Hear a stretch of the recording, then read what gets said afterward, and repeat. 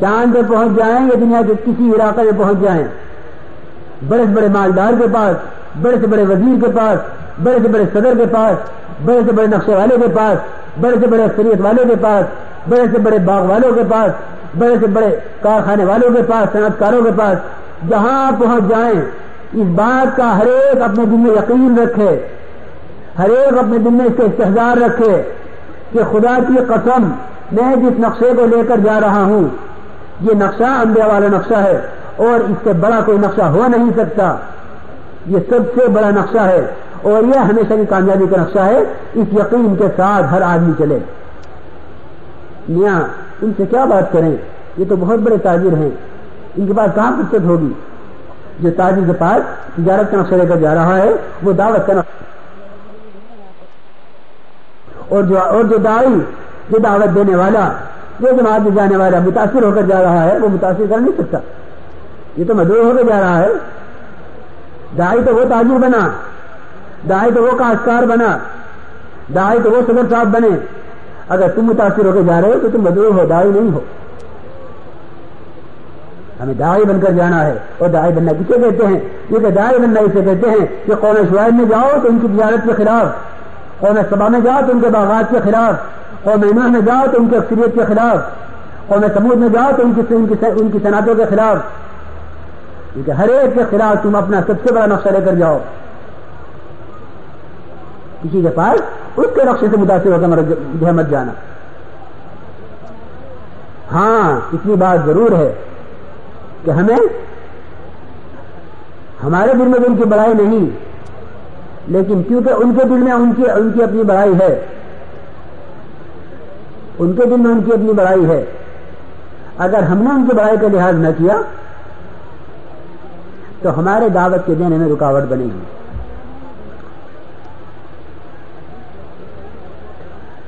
وہ ان کے دل میں جو ان کی اپنی بڑائی ہے،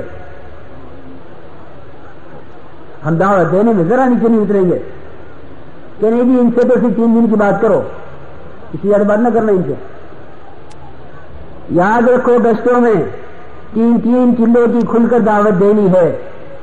اگر اللہ اور اللہ کے رسول کا تعصب ڈال رہے ہو، اگر اپنی ذات کو تعصب ڈالنے گئے ہو تو اپنی ذات کو اس پہ تعصب ڈالو گے، اس کو سوچو گے بھائی ان کو تو 3 دن کے لیے کہہ جانا کافی ہے، اور یہ سوچو گے کہ جو آدمی بالکل فارغ ہوگا گھر سے، جس کے آگے پیچھے کوئی نہ ہو، جس کا کوئی کمائی دھندا ہو، کچھ نہ ہو، اس کو جا کے دعوت دے سکیں گے 3 چلے کی، لیکن اتنے مشغول آدمی سے ہم 3 چلے کیسے کہہ سکتے ہیں؟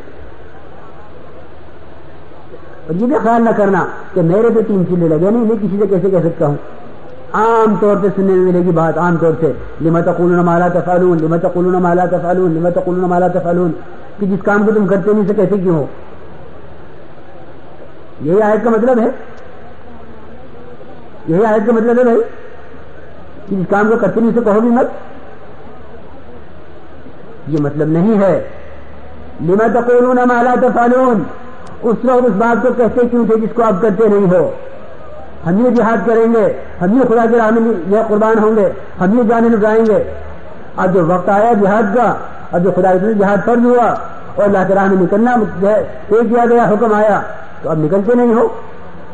لما تقولون ما لا تفعلون، اس بات کو کرنے کو کہتے کیوں تھے اس وقت جس کو اب کر نہیں رہے ہو؟ اس لیے میرے عزیز دوستو بزرگوں، ہمیں کہنا ہے اور کہتے کہتے ہی کرنا آئے گا۔ ہم دعوت دینے میں نیچے نہیں اترنا ہے، بلکہ دعوت دینی ہے جم کر۔ ایک ایک آدمی طے کر لے انشاءاللہ کہ ہمیں اللہ کی راہ میں نکل کر 3 چلوں کی دعوت دینی ہے جم کر، گشتوں میں، تعلیم میں، خدمت میں، ہر عمل میں اپنے آپ کو لگانا ہے۔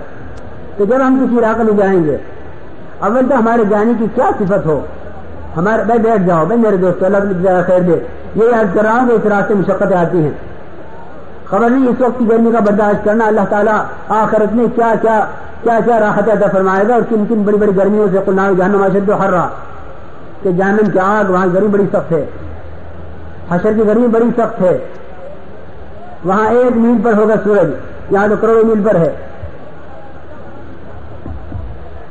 اس لیے بیٹھ جاؤ ہمت کر کے، دھیان سے بات سنتے رہو، یہ کہیں کہ ہم یہاں سے نکلیں گے اپنے آپ کو پابند بنا کر، ہمارا ایک ایک عمل دعوت بنے گا۔ اگر جماعت ہنسی ہوئی جا رہی ہے تو یہ ہمارا ہنسنا بھی دعوت بنے گا، اور اگر جماعت ذکر کرتی ہوئی جا رہی ہے تو ہمارا ذکر دعوت بنے گا۔ اب یہ خود سوچ لو کہ ہم ذکر کو دعوت بنانے کے لیے نکلے ہیں، ذکر کی طرف امت کو لانے کے لیے نکلے ہیں، یا ہم امت کو کہ جس طرح حضرت ہنستے رہو اس لیے نکلے ہیں۔ نکلتے ہی ایک ایک عمل ہمارا دعوت بننا شروع ہو جائے گا۔ ہم اسٹیشن پہ ہیں، ہم ٹرین میں ہیں، ہم بس میں ہیں، ہم اڈے پر ہیں، ہم کسی مسجد کے باہر ہیں، ہم کسی بازار میں ہیں، ہمارا ہر جگہ کا ہر عمل دعوت بنے گا۔ بقولہ رحمۃ اللہ علیہ کے اگر یہ جماعت والے کچھ بھی نہ کریں، یہ خاموشی سے جائیں اور واپس آ جائیں جماعت میں سے، ان کا یہ عمل بھی دعوت بنے گا، ان کا یہ عمل بھی دعوت بنے گا۔ یہ کہ جب ہم اللہ کے راہ میں نکل کر دعوت دیں گے تو ایک تو ہم اپنی دعوت دینے میں کسی سے متاثر نہیں ہوں گے، اور ایک اللہ کے راستے میں نکل کر ہمیں کسی کا مدعو نہیں ہونا ہے، بلکہ ہمیں داعی بننا ہے اور ہر ایک کو داعی بنانا ہے۔ مدعو بننا کسے کہتے ہیں کہ علاقے میں داخل ہوتے ہی اگر اپنا کھانے کا انتظام کر لیا تو داعی بن گئے، اور اگر اپنا کھانے کا انتظام نہیں کیا تو کیا بنے بھائی؟ یہ کہ مدعو بن گئے۔ کوئی بھی آئے گا کہ نیا جماعت آئی ہے، بظاہر کھانے پینے کا انتظام ان کے پاس نہیں ہے، تو چلو ان کے کھانے کا انتظام کرو، اور جس نے تم پر پہلے حملہ کر دیا وہی کامیاب ہو گیا، اور جس پر تم پہلے چھا گئے تم کامیاب ہو گئے۔ سب سے پہلے جاتی ہماری دعوت ہوگی کہ بتاؤ تین چیزیں کے لیے کون تیار ہے، بتاؤ ہمارا ساتھ دینے کے لیے کون تیار ہے۔ جناب رسول اللہ صلی اللہ علیہ وسلم کے گشت میں سب سے پہلی بات کہ میری مدد کون کرے گا، یہ نہیں مجھے کون کھلائے گا، مجھے کون چلائے گا، ہماری دعوت کون کرے گا، میں یؤمنی ہمیں ٹھکانہ کون دے گا، یعنی ہمیں آج ہم یہ کہیں کہ ہمیں ملاقاتیں کون کروائے گا، ہمیں مسجد میں رہ کر ہمارے ساتھ ان تقاضوں کو کون پورا کروائے گا۔ یہ کہ جاتے ہی ہمیں اپنا کھانا پکا لینا ہے، اپنا کھانا ہمیں خود پکا لینا ہے جاتے ہی، تاکہ علاقے والے بھی نہ سمجھے کہ ان کے پاس کھانے کو نہیں ہے۔ تو جو اپنا کھانا پکا کر لے آئیں گے ان کی تشکیل ہم نہیں کر سکیں گے۔ جب ان کی تشکیل کا وقت آئے گا وہ یوں کہیں گے کہ دیکھو ہماری دلی ہمیں ہی نہیں آؤں کہ بھائی ہوگا نہیں، ہم نے تینہیں کھانا کھلایا اور یہ ہماری تشکیل کر رہے۔ ہم داخل ہوتے ہی اگر ہم نے اپنا کھانا نہ بنایا، بھائی یہ کیا ہو رہا ہے، میرے دوست بیٹھ جاؤ، اللہ جزائے خیر دے، بھائی ان کو بٹھائی ذرا خوشامد کر کے، بھائی جو جہاں کھڑا ہے وہیں بٹھا دو۔ تو یہ کہیں کہ ہم جاتے ہی اپنا کھانا بنا لیں گے، خدمت کے ساتھ ہی جاتے ہی متعین کر لیں گے کہ بھائی یہ خدمت والے ہیں، جاتے ہی متعین کر لیں گے۔ اور جب کوئی آئے گا محلے والا کہ کھانا کہ ہمارا کھانا تیار ہے، پک رہا ہے، ہم تو تمہارے یہاں اس مقصد کے لیے آئے ہیں، تو ایک تو جاتے ہی اپنے آپ کو فارغ کر لینا ہے ان کے کھانوں سے، ان کے سامان سے۔ اور ایک میرے دوستو اسی میں سے یہ بھی ہے کہ کسی سے کسی چیز کا سوال نہ ہو، یہ کہ جب کسی کا سوال کیا جاتا ہے تو سوال کرنے سے دل پھٹتے ہیں۔ ایک سے کسی کے کام آنا، اپنی چیز کسی کو دے دینا استعمال کے لیے، ایک ہے کسی سے سوال کرنا، آپس میں سوال ایک دوسرے سے، یہ بھی نہ ہو، اور علاقے لے جا کے علاقے والوں سے سوال کہ جی ہم وہاں سے چلے ہیں، برتن نہیں لا سکے ہیں، ذرا برتن کا انتظام کر دو، ہم وہاں سے چلے تھے یہ چیز نہیں لا سکے، اس کا انتظام کر دو، ہمارے ایک ساتھی کے پاس اب سردی آ رہی ہے کہ بھائی رضائی نہیں ہے، ذرا ایک رضائی کا انتظام کر دو۔ جناب رسول اللہ صلی اللہ علیہ وسلم نے صحابہ سے بیعت لی ہے اس پر کہ کسی سے سوال نہیں کرو گے. کیونکہ ہم میں سے ہر ایک کا یہ حال ہو گیا تھا, صحابہ فرماتے ہیں کہ ہم میں سے ہر ایک کا یہ حال ہو گیا تھا کہ اگر اس کا کوڑا بھی گر جاتا تھا اس کی سواری سے تو وہ سواری کو بٹھاتا تھا, اترتا تھا, کوڑا اٹھا کے خود کوڑا اٹھا کر لے جاتا تھا اپنا. حضرت ثوبان رضی اللہ تعالیٰ عنہ یہ عہد کر لیا کہ نہیں کسی سے سوال نہیں کروں گا, یہ عہد کر لیا تھا, یہ عہد کر لیا تھا کسی سے کبھی سوال نہیں کروں گا.